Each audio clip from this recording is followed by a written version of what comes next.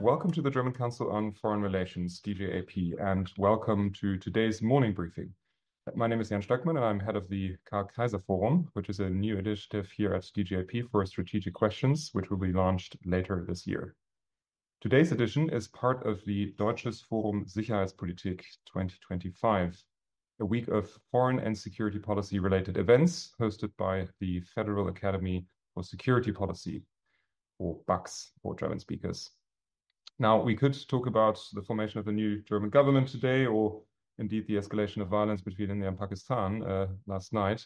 But today we will focus on space security.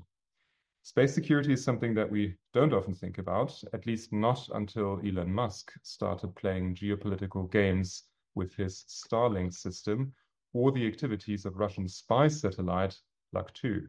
Just last week ago, US military officials said that Russian satellites were practicing attack and defend tactics in space, according to CNN reports.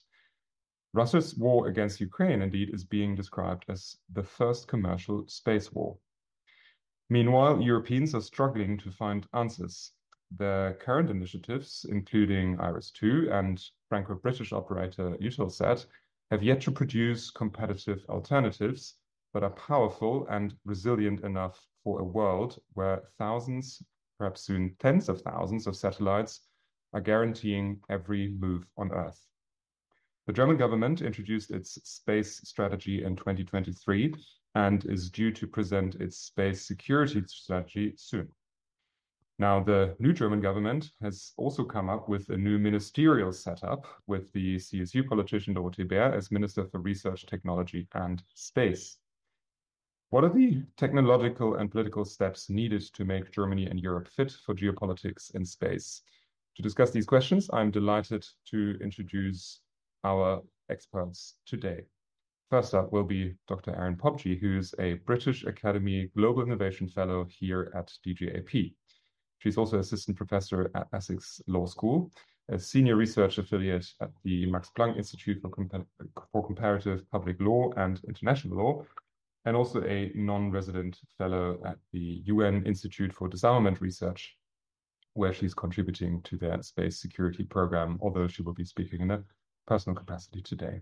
An international lawyer by training, Erin received a PhD from the University of Cologne, focusing on emerging threats to global security, and her book, on the use of force in international law, was out with Cambridge University Press in 2024. Welcome, Erin.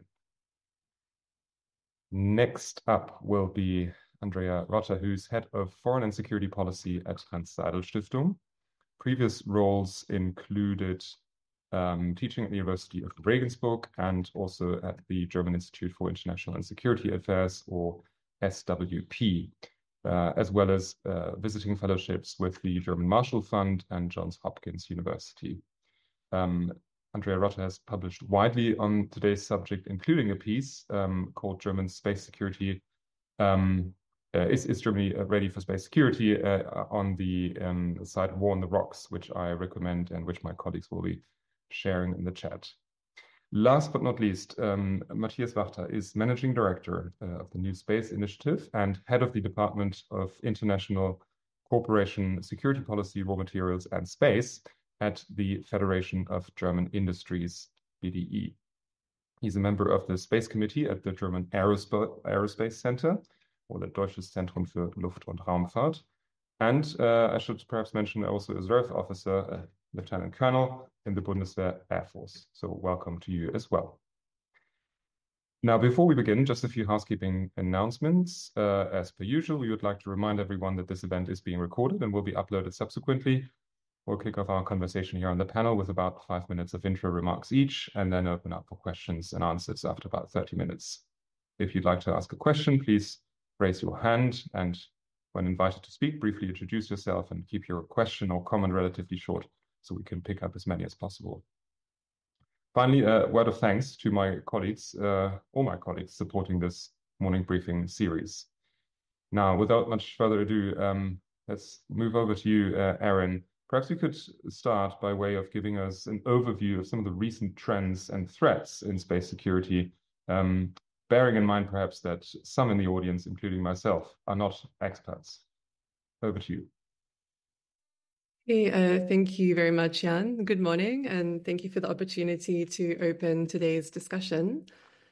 Yes, I'll briefly outline some key developments in the space domain and highlight why space security is becoming a priority for Germany and Europe.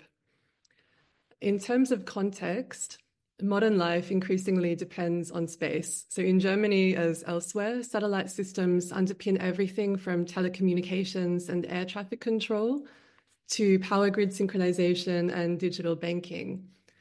Civilians like us rely on space systems for essential services, including communication, navigation, financial transactions, disaster response, and agriculture. These systems often invisibly, but the effects of disruption would be immediate and wide-ranging.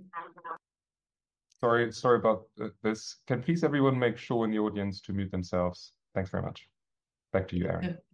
Okay, that's regarding civilian dependence on space. On the defense side, NATO has recognized space as an operational domain, and that attacks to, from, or within space could lead to the invocation of Article 5 of the North Atlantic Treaty. The Bundeswehr, like other armed forces, relies on space-based capabilities for situational awareness, secure communications, and navigation support. Space assets support early warning of attacks, coordination of operations, and the verification of arms control agreements. And as the strategic relevance of space increases, Germany, like other countries, has moved to formalize its approach, including through the establishment of a military space command. And finally, in terms of context, at the same time, commercial space activity has expanded rapidly. A decade ago, there were just over 1,000 active satellites. Today, there are more than 10,000. Much of this growth has come from commercial actors contributing to a more congested, contested, and complex environment. Current developments in space activities therefore have far-reaching implications for military, commercial, and civilian actors alike. This growing reliance also introduces vulnerabilities.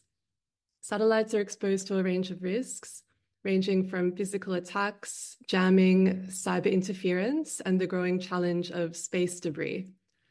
A successful attack or disruption could degrade early warning systems, interrupt global communications, and disable GPS-based services. And the consequences would extend well beyond any battlefield. Some of these risks are no longer hypothetical. Russia's 2021 test of a direct ascent anti-satellite capability, in which it used a missile to blow up its own defunct satellite, this forced astronauts aboard the International Space Station to seek shelter and created a long-lasting field of space debris. In another example closer to home, in 2022, shortly prior to Russia's invasion of Ukraine, a cyber attack on the commercial Viasat satellite network disrupted communications in Ukraine and parts of Europe. At the same time, Ukraine's use of commercial services like Starlink has shown both the strategic value and the political sensitivity of such systems. So as Jan alluded to, Elon Musk publicly threatened to withdraw or limit access to Starlink by the Ukrainian armed forces, highlighting issues of reliance on foreign commercial systems for critical military services. And there are more far-reaching concerns, such as the potential use of nuclear weapons in space, which would have indiscriminate and long-lasting effects on the entire space environment. So against this backdrop, I see three main priorities. First, Europe needs greater space autonomy.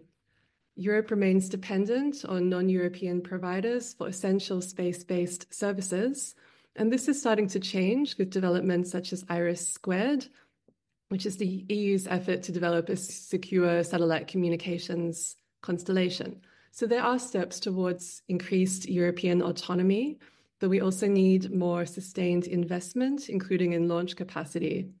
And second, we need to strengthen our ability to monitor and respond to developments in space. That means improving space domain awareness and ensuring that space systems are resilient to disruption. And third, Germany needs a clear and forward-looking space security strategy. And such a strategy should reflect national priorities while supporting European coordination. It should integrate commercial actors into security frameworks, improve coordination across civil and military sectors, and support diplomatic efforts to promote responsible behavior in space.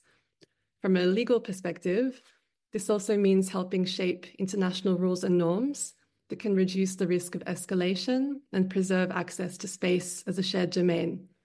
And so to conclude, space security is not just about protecting satellites, it's about ensuring the continuity of services that modern societies depend on and contributing to a stable and predictable international environment. So by strengthening space domain awareness, building resilient systems, and promoting responsible behavior internationally, Germany can lay the foundations for long-term security in orbit and help make Germany and Europe fit for geopolitics in space. Thanks so much, Erin. Before we move on, let me just ask a brief follow-up question, because you mentioned the legal aspect and because you are a lawyer. I read about the planned adoption of German space law. Can you tell us a bit about what space law is and how it works and why it is important in 2 sentences or 3? Okay, that's a challenge. Space law is basically about regulating the activities of the various actors in space. At the international level, it's about regulating the relations between states in space, and the primary body of law is set out in the Outer Space Treaty of 1967. And this is about preserving space for peaceful purposes, prohibiting certain uses of space, such as the placement of nuclear weapons in orbit or on other celestial bodies, and setting out a regime for coordination between states in their space activities so that they notify each other and use space with due regard for the interests of all other space users. Thanks a lot. That's helpful. But we will come back, I think, in the discussion to whether space law will be effective, given that international law is not being effective on Earth as of now. So, but that's something for the discussion later on. Let's move on to Andrea Wachter, and perhaps you could say a little bit more about what the new German government, the new ministerial setup, but also the space security strategy that we're expecting, what they have to offer. Over to you. Okay, thank you so much, and good morning, everyone. I want to thank you all for the kind invitation and the opportunity to share my thoughts. And first, an initial remark. I think when we look at, or when we compare and look at the development that has taken place in Germany, the 2021 coalition agreement, the national security strategy, the national space strategy, and now the new 2025 coalition agreement, I think we can observe an evolution of Germany's approach to space over the last couple of years, from a mainly commercially and research-driven approach to space to a more strategic and security-related and security-oriented approach. So this goes along the lines that Erin has just pointed out. And I think this shift really reflects a growing recognition of the strategic relevance of space for national security, for the military, but also in terms of geopolitical rivalries. And as has already been mentioned, when we look at the coalition agreement of the new federal government, the role of space has been elevated by establishing a federal ministry of research, technology, and space, I think, which will be very helpful on the international stage. As when you think about ESA, negotiations, for instance. It also includes some very ambitious civil space goals when we think about sending a German astronaut to the moon, or being part of the successor of the ISS. But apart from these developments and these political objectives, I think the 2025 coalition agreement really introduces some promising initiatives to address space from a military, economic, but also geopolitical perspective, to line up or to in line with all the points that Erin just mentioned. To begin with, I think in the coalition agreement, one of the most concrete and time-bound commitments in the agreement is the development of a dedicated space security strategy. This goal is pretty realistic when considering that work on such a strategy had already begun during the previous administration, led by the Federal Ministry of Defense and the Federal Foreign Office. And of course, we will have to see what's in this strategy, but this really offers the chance to establish a strategic and a coordinated framework for space security and strengthen or contribute to strengthen Germany's whole of government approach, which so far, I might say, has been lacking with regard to the strategic relevance of space. Alongside that strategic framework, the new federal government also aims to strengthen military space capabilities. While this is not outlined in detail in the coalition agreement, the federal government will build upon existing structures and programs that are already underway, with many contracts that have been already awarded, and these programs will continue and be expanded to enhance our national defense strategies. When you think about SARA or SATCOM BW, it has already also been reported that the Bundeswehr will get its first ground-based radar to monitor satellites and space debris. And also, it has been reported by the Handelsblatt that a national satellite reconnaissance constellation is planned to be set up by 2029 to meet the growing demand for space-based intelligence through our own national assets. This, of course, also goes hand in hand with not just expanding our defense capabilities, but also by increasing the resilience of our own satellite networks. The coalition thus emphasizes the need for resilient infrastructure to support civilian and emergency needs. And for this reason, the coalition agreements wants or puts out the political objective of ensuring secure sovereign capabilities for crisis communication and also internet connectivities. And I think this also is due to the lessons learned during the war in Ukraine and the development ever since, which has shown how vital resilient space infrastructure is during hybrid and conventional threats.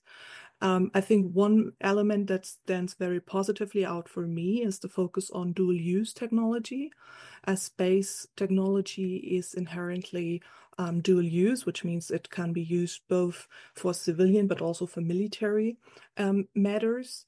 The coalition agreement emphasizes or places special emphasis on enabling dual-use innovation and collaboration. It states a commitment to remove regulatory but also administrative barriers that hinder dual-use research, civil-military research cooperation, and also I think in this line we hopefully can expect a expansion of the national space program after years of pretty drastic budget cuts in this regard. This also goes hand in hand, and for that I look at Matthias, goes to the ambition to strengthen our German space industry. And I think this agreement really recognizes that a strong domestic industry as part in this geopolitical climate and the geopolitical competition going on in the space sector is vital for both for our own security, but also for international competitiveness. And thus the coalition agreement sets out to broaden the market access for startups and SMEs, but also to increase the role of the state as a customer, although this, of course, will have to be seen how this is going to be implemented. The last priority, I'd say, and this is also goes along the lines that Erin has pointed out, is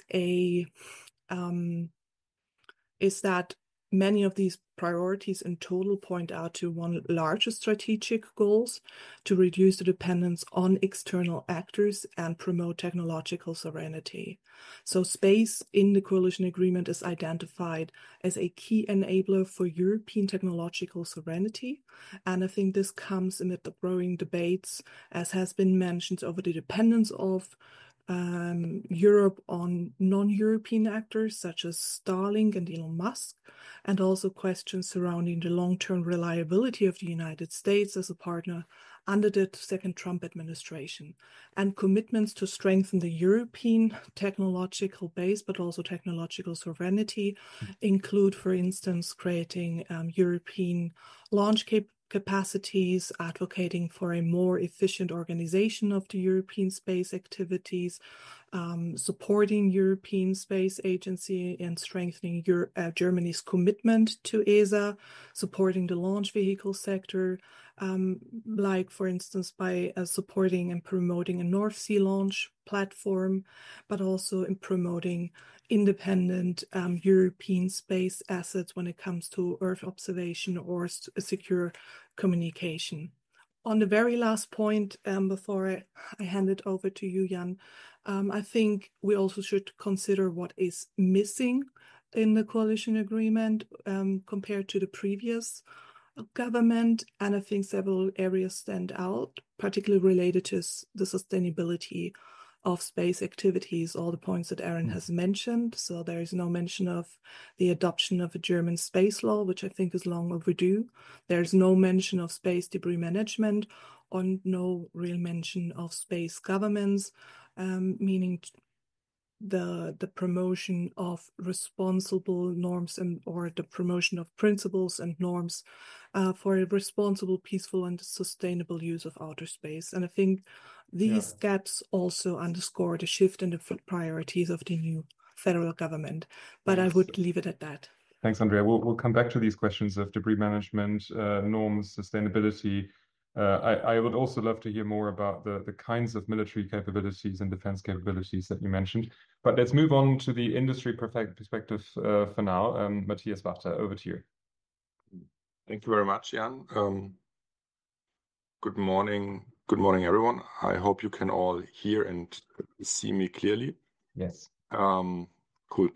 So when we talk about space and when we ask people what do you think of talking about space, many people immediately say, oh yeah, Elon Musk, crazy billionaires colonizing Moon and Mars.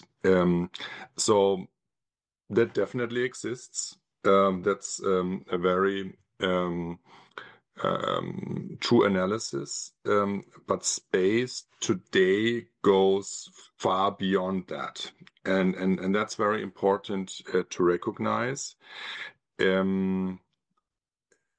We see, if you look at the global space economy, it has roughly $500 billion revenues, and out of these $500 billion, there are only, and I have to say only, about 150 billion hardware-driven and hardware-based, satellites, rockets, ground segments, for example. And already by today, we have $350 billion of so-called downstream applications, which are data-driven.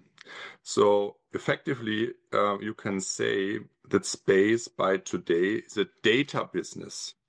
And this is very important to understand, as we have already heard from the two colleagues, not only armed forces on Earth, but also the economy depends on this data. And this data help to make companies on Earth, which are not linked to space, more competitive and more effective. So this is a huge opportunity, but on the other side, it also creates new vulnerabilities, and these have to be clearly seen. If we look at what are the drivers of this space economy, then I would say one driver is the role of private companies, number one. You could say an increased commercialization of space. This leads to the second driver, I would say, it's competition. We have an increased competition between state actors and countries, but we also have an increased competition between private companies. And this competition drives innovation and new technologies. For example, if you look at SpaceX, and they've been the first to manage to reuse rockets, and this really helped to bring down launch and transportation costs, and this opened space for new players and new applications. And the third driver, I would say, is the role of the armed forces. We've also already touched that a bit. As space becomes ever more strategic and militarily relevant, we see more investments from the armed forces getting into this field, and they are taking much more use of the capabilities of private companies.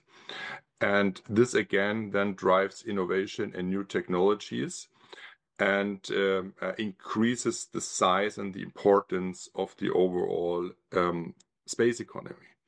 If we look at the state of play of space here in Europe, we have to admit that the gap between the United States, China, and increasingly India on the one side, and Europe and Germany on the other side, this gap is widening. So the advantages, for example, the US has, they are becoming bigger, and their lead is becoming bigger and not smaller. So we need to catch up. Europeans need to catch up, and this is a huge challenge because the gap is now already very, very wide. Yeah, if you just look at the number of rocket launches, SpaceX is now working on 200 launches a year. And the Europeans had at a whole last year just 3 launches. So you see there's a huge gap, and we are commercially and strategically totally dependent on the US and US capabilities. Yeah, so we have many commercially very successful and very innovative companies here in Germany and in Europe, but to get into space, they usually fully depend on SpaceX and US capabilities. So if there would be a point where the United States would limit the usage of their systems for other countries and non-American companies, that would be a really big hit. Yeah, so Europe needs to catch up, and not only for the military dimension and to strengthen its own sovereignty, but also to strengthen its own economic competitiveness, as space is so important, and it's getting ever more important for companies on Earth. So we are very interested and curious what the new German government is planning. So we've already heard there's a new and a stronger focus on space and space capabilities. That is very good. The same is true on the European level, where we have for the first time a commissioner which is responsible for defense and space. So that makes a lot of sense. But again, Europe needs to catch up, and we need to be more ambitious. We need to invest more, and I think we should stronger also use the US model based on private companies and competition. That makes a lot of sense. So looking forward to the discussion, and thank you very much for having me. Wonderful. Thanks very much for your initial remarks. I'd like to ask you something on what you said in the end. Investments needed from the European perspective to become less dependent and more autonomous commercially, technologically, and militarily from the US. How long, can you give us an idea, how long will this take? What sort of amount of investments are needed? What are the priorities for German and European policymakers. If you could answer this question, and then I'll start picking up questions from the chat and indeed in person from the audience after that. Yeah. First of all, I would say that we have a very strong and very dynamic space and new space ecosystem here in Europe. In the last couple of years, many new companies were set up. So I think we have, from a technological perspective, we have everything what it takes. Yeah, but we need to make greater use of that. And I think we, as I described it, we have a bottleneck when it comes to launch. And without bringing assets into space, the fanciest downstream applications won't work if the satellite stays on the ground and is not getting up. So we need to strengthen our access to space, because that is the basis for using space for various applications and the armed forces and the military. That's number one. And number two, we really need to get into the constellation business. I would say that, yeah. We have now a dominant role of actors like Starlink. So we need own and more European capabilities in this regard. And this will then again strengthen the entire ecosystem, because if you bring up a constellation, you need more launches, you need downstream, or it generates downstream applications and new services. So the entire ecosystem gets rolling, but we need to get that started. And therefore, I think we need, from a commercial side, we need a focus driven by the government and the armed forces, strengthen access to space, setting up own European constellations, yeah, and then this will bring us in a stronger position. And in the very long run, I think we Europeans, we also need to think about what about human-rated space travel? Yeah, I mean, we have a European astronaut corps, but we don't have European spaceships to bring these European astronauts into space. So I think Europe should have the ambition to be capable of transporting its own astronauts with European spaceships into space. Thanks a lot. European constellations and access to space. I'd also love to hear from Andrea if you might have something to add to this. And then after that, we have two questions in the chat, both of a legal nature, I think. One is sort of more on the on national jurisdictions and the determination of space law zones, so to speak.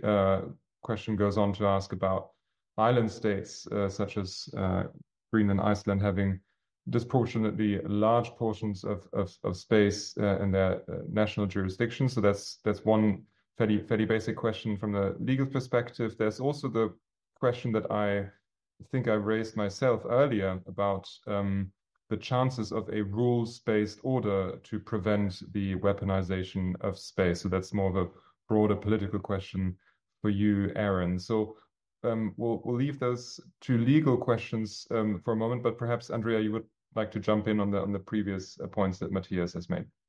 Yeah, of course, sure. Matthias raised a lot of important points. I think in the end, especially on a European level, we see in space the typical European problems that they see in other defense-related areas. When it comes to our defense or space industrial sector, we see a huge fragmentation, which of course hinder a very effective cooperation of European states in this regard. Also, when you look at the finances, of course, one way to reduce our dependence is to increase way more than we're already doing. So especially when it comes, for instance, to the defense sector in space, the United States, for instance, nearly spends 40 billion on space defense, while the next bigger European ally in this regard spends 1.3 billion on space defense assets. So I think there's a huge gap between us, of course, and the United States, but also to other actors such as China and Russia in this regard. So I think the initiatives we've seen on a European level and the awareness that space is a necessary element to foster European strategic autonomy in this geopolitical climate is a first real step.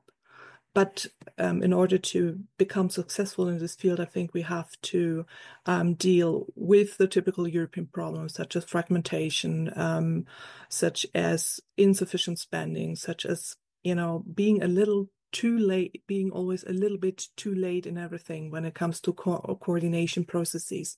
So when we think about IRIS², for instance, to finally have an alternative to Starlink, this will not be available until the 2030s. So there's a huge gap that we will have to compensate if, as has been mentioned, the United States really should reduce our cooperation in this regard, the Transatlantic Security Partnership. So while there are really promising steps, I think we really have to accelerate our efforts to really increase our defense capabilities in this regard. Thanks a lot. Over to you, Erin, on jurisdictions and the weaponization of outer space. Okay, thank you. Thanks very much for these interesting questions. I'll address the question about jurisdiction briefly first. So in terms of space, jurisdiction works differently than on Earth. Once we're in the realm of outer space, then no state has sovereignty over any areas, including over celestial bodies, but national jurisdiction still attaches to the citizens of a country who are in space, as well as to space objects that are registered to specific states. And there is also a provision in the Outer Space Treaty, which provides that states retain, or they should retain, authorization and control over private actors in space, meaning commercial space actors. When it comes to a rules-based order to prevent the weaponization of space, this is a really excellent question, and it's a topic that I'm very interested in. And also, I wanted to link this back to your question before, Jan, about whether this can possibly be effective considering the geopolitical situation. And I would like to reiterate or to emphasize that it's in everybody's interest. All space users have an interest in cooperating to ensure safe access to space and to reduce the risk of miscalculation and escalation. There are comprehensive frameworks that are already consistently being applied in space by all states in relation to registration of space objects, liability, space traffic management rules, and debris mitigation guidelines. So there is a framework. It is being respected for the most part by all space users. There is still a great potential for preventing an arms race in outer space and reducing the weaponization and militarization of space. And this is the process that Helmut Hoffmann has referred to in the chat with respect to this agenda item at the Geneva Conference on Disarmament. So this is connected to the United Nations. There are ongoing space disarmament negotiations that have been taking place for a very long time with respect to the prevention of an arms race in outer space. Germany participates actively in this process. Until recently, there was quite a strong split in the international community about the best way to approach space disarmament, with China and Russia on the one hand seeking a particular approach, which was treaty-based to prohibit certain uses of space. And on the other hand, other states, which were more in favor of kind of like guidelines relating to transparency and confidence-building measures. These were separate processes. Now, this year, there's a new process which has begun. It's an open-ended working group on further measures for the prevention of an arms race in outer space. And basically, it brings together these two streams. to build common understandings among states about what constitutes threatening or irresponsible behavior in space, and start to discuss how to establish rules, norms, and principles of responsible behavior in outer space in order to reduce these risks of miscalculation and escalation and build trust among space users. Mm-hmm. Thanks a lot. We have a question in the chat by Per Anton Dahlqvist, addressed to Matthias Wachter on the new cabinet setup and the ministry that is now also including not just research and technology, but also space. What's your reading of this new setup, Matthias? First of all, I think it's a very strong signal for the first time ever that we have space in the title of a German ministry. I think that shows an increased ambition, and it shows an increased recognition how important space is in general for the economy, for security, and that the new government wants to put a greater emphasis on that. I think that is a very strong signal.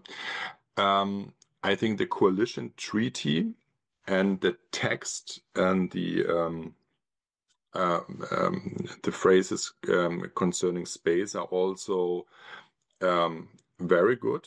They are interestingly positioned very, very at the top of the coalition treaty. So the treaty is like almost 200 pages, and we have a very strong part about space starting at like page 10. Yeah, so it's this is also a strong signal. I think it makes a lot of sense that the various actors in space within the German government are now kind of streamlined. Yeah, in the past, the Ministry of Economics was responsible, plus the big projects like Copernicus and Galileo. They were not handled by the Ministry of Economics, but they were handled by the Ministry of Mobility and Infrastructure. Yeah, and now these are put together, the competences, and get included in the new ministry. So I think that makes a lot of sense. What needs to be seen is the new ministry is effectively the old ministry for technology and innovation, and it has a very strong focus on research. And I think it would be a mistake to see space in this new ministerial context and setup as a primarily a research topic. Yeah, it is a strategic topic. It is an economic topic. It affects the overall economy and the overall industry. And I really hope that this will be handled this way in this new ministerial setup. And one last sentence. I think the main driver for space in Germany in the next couple of years will be the Ministry of Defense, the armed forces, because they have the biggest need for new and additional capabilities. And with regard to the reform of the debt brake, they have the deepest pockets. So I think the main driver for space and the space economy in Germany will be the armed forces and the Ministry of Defense, and a bit less this new ministry which has space in its name. So perhaps it would have made even more sense to attach space to the Ministry of Defense, as is done on the European level. Do you think that Andreas Kubilius, the European Commissioner for Defense and Space, has that made a difference so far, that space is attached to his portfolio? I think if you're honest, Thierry Breton already had the same competences as well. Yeah, so they effectively took out the space and defense part of the old Breton portfolio and created a new commissioner focused on defense and space. So it's not so super new, I would like to say, but it's also a signal, and I think it makes a lot of sense, as we have heard that space is always dual use, so there's always a defense dimension, and it's the field where we need to catch up most. Yeah, but on the European level, I mean, what we see a little bit suspicious is that the main actor on the European level is the European Space Agency, ESA. And ESA is not a body of the European Union. And I think what would not make a lot of sense for Europe is if the European Union on the one side and ESA on the other side are getting into a kind of competition.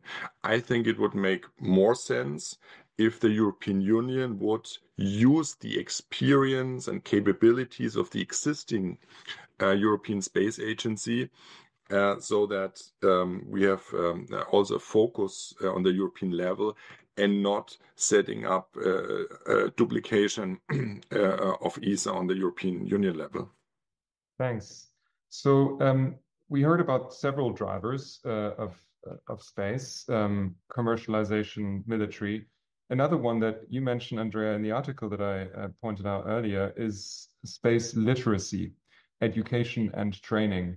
Now, I think all children want to become astronauts, but then after that, perhaps that ambition slacks off a little bit. So I was wondering if you could tell us a little more about what policymakers, especially in the field of education and research, can do to sort of ramp up the kind of space literacy that we need, not just in the population at large, but in the expert field. Do we have to play catch up here as well? We certainly do have to play a little bit of catch up in this regard. Although I think when we look at the last couple of years, we have come a long way. As Matthias has pointed out, the language in the coalition agreement is more assertive in the space field, meaning that apparently there's increased awareness when it comes to the strategic relevance of space among the policymakers. Matthias also pointed out, or no, it was Erin, sorry, that in the very beginning, when we look at how dependent each and one of us is on space applications every day, I think there's a real need to increase this kind of awareness that our dependence also translate into vulnerabilities that adversaries are more and more willing to exploit in this regard. So I think we have seen some very good initiatives also by the German Space Agency, for instance, which had a campaign. It was a great video which posed the question, so what would happen if for one day we would just, turn off space, if there were no space applications available for us? And it really showed, I think, the tremendous effect this would have on our daily lives.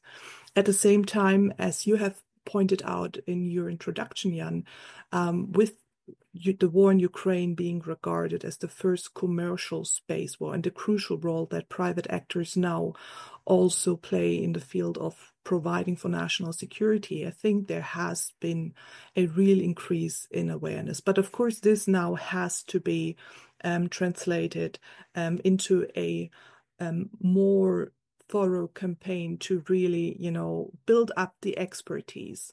We have too few people really focusing, like Erin, on space law, on international space law, and see how things in orbit really also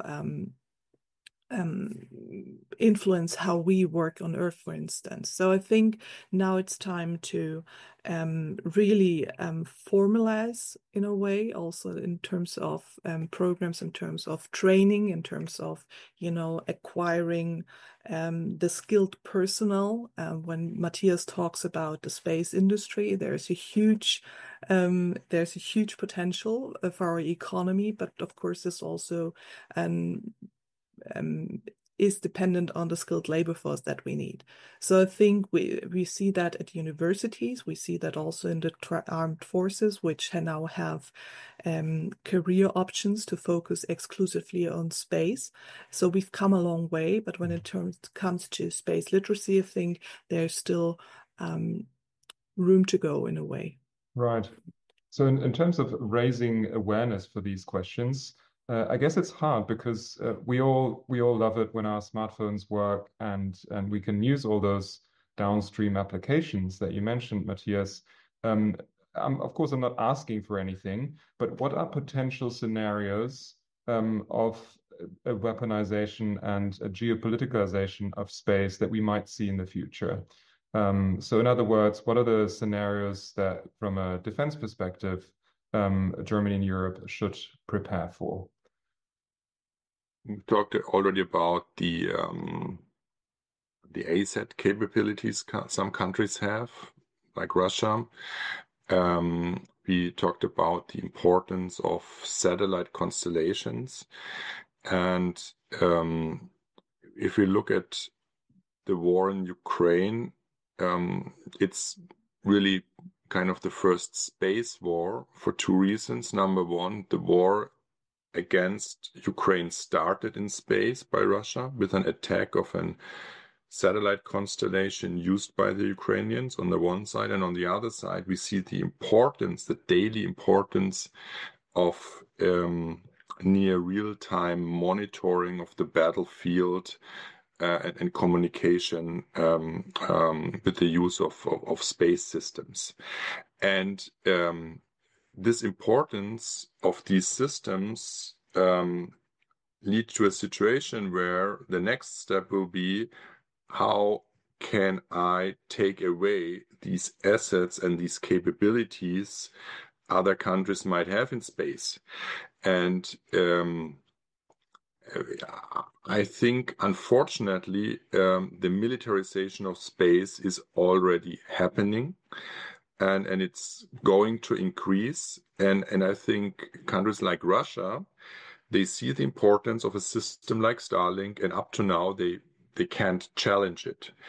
So they are working on systems how they can knock out these constellations, and the use of nuclear weapons, for example, in space, from their perspective, could be an option, because the Starlink constellation is, let's say, flying from the North Pole to the South Pole and coming up on the other side. So if you drop a nuclear bomb in space close to the North Pole, you can pretty much knock out the entire constellation, not because of the, let's say, the blast, but because of the electromagnetic aspects. And then all the satellites, they at some point will fly over that area, and they are not protected against that. So that is a huge threat. What is the response? How can we deal with that? There we are back at the launcher issue. You cannot fully protect assets in space. But what you can do is you can have the capability to launch new systems and satellites very rapidly, so that you can compensate for, let's say, this kind of attack. And we are talking here about responsive space capabilities. And I think Europe really needs that, because with the capability to launch very quickly and replace knocked out assets in space, you can still make the system workable, and you can continue to use space capabilities. And this is clearly something where which need to be addressed, and which we need to focus on the European level. Erin and Andrea, perhaps you would like to add, and in doing so, also feel free to pick up the question about the Golden Dome that's been posted in the chat in the meantime. Okay, thank you. Thanks, Matthias. I think that was a really good overview of the situation there. To that, I guess I would say a couple of things. The first is that I think attacks on space systems are likely to complement ground-based operations in the way that we saw in Ukraine through disruption of satellite ISR and PNT, so intelligence, surveillance, and reconnaissance, as well as positioning, navigation, and timing. So this will negatively affect the ability to carry out military operations and to understand the behavior of the adversary. But I think more likely is that we will, because there's a range of counter space capabilities, from kinetic ones like the direct ascent anti-satellite capabilities that we discussed, like Russia's use of a ballistic missile to take out its own satellite. These kinds of, or even the use of a nuclear weapon in space, which would be a game changer. These things are obviously highly escalatory and also create space debris, which is dangerous for all space users. And just to say a couple of words about space debris, because this is actually one of the most acute concerns of states who use space. And the reason is that because of often high relative velocities in orbit, even tiny pieces of space debris can destroy other space objects and can even create kind of a collisional cascade of space debris known as the Kessler syndrome. And in the worst case, this can prevent human access to space for generations. So this is a really serious risk and means that it's less likely that states or let's say that states would use kinetic counter space capabilities. More likely, they will use non-kinetic means that don't create space debris and which are easier to or harder to attribute and harder to determine the intention behind them. And there have already been reports, for example, in Estonia, it's reported that the GPS on board planes flying over Estonia has been disrupted or jammed hundreds of times. So this clearly provides potential for hybrid attacks, which are difficult to attribute and take place through the space domain. So I see this as being a likely future use of space and space weaponization. Thanks, Erin. That's really helpful. Helpful to know. Of course, it's not helpful for our security. Andrea, would you like to add anything? Sure. So, of course, I want to underline everything that has just been said. I think what we see in Ukraine is the image of modern warfare, so that space cannot be neglected as a strategic domain in this regard. Perhaps what I would also add is that there had been, with regard to the weapon or the plans of Moscow to place a nuclear weapon in space, there had been hearings in front of the United States Congress, and and I found that very disturbing. Expert from the Pentagon alluded to the fact that if Russia, for instance, would detonate such a nuclear weapon, it would most likely disrupt the human use of LEO for such amount of time, like a year, for instance. And in LEO, so in the lower Earth orbits, where most of our communication satellites are based, of course, the effects would be tremendous just to think about it.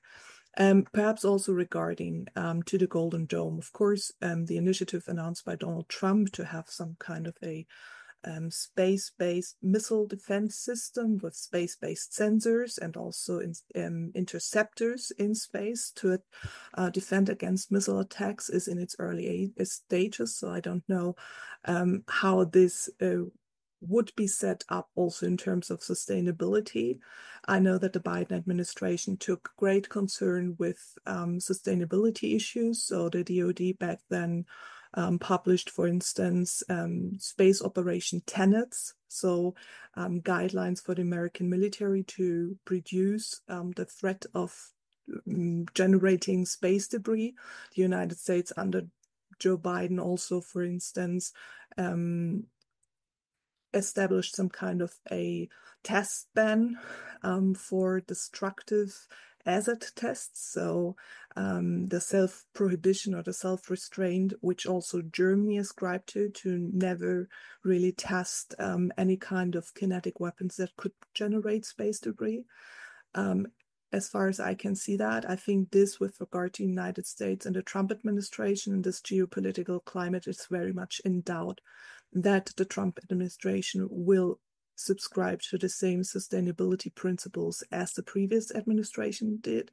So I think this, of course, is of great concern, but still it's in the very early stages. So we will have to see how this should be implemented. Thanks a lot. Since we are coming to an end, I'd like to ask each of you in one sentence each for the space security strategy that had been in the making for a while and that the new government has pledged to publish in the coming months. If there was one thing that you would prioritize, what would that be? Let's go in reverse order how we started, starting with Matthias, Andrea, and Erin. Strategies are good. Implementation is even better. So the strategy should be ambitious, but again, implementation is crucial. I think we don't have a lack of understanding what's going on. We have an implementation issue, and that needs to be addressed mainly. Thank you. Andrea. Thank you. I would say that for me, one of the main aspects would be that the strategy should really also give the impetus to increase the whole of government approach.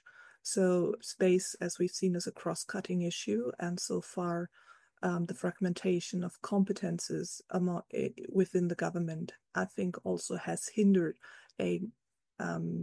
the implementation, as Matthias has mentioned. So I think if we get initiatives to really foster the whole of government approach, this would be a huge benefit. Erin.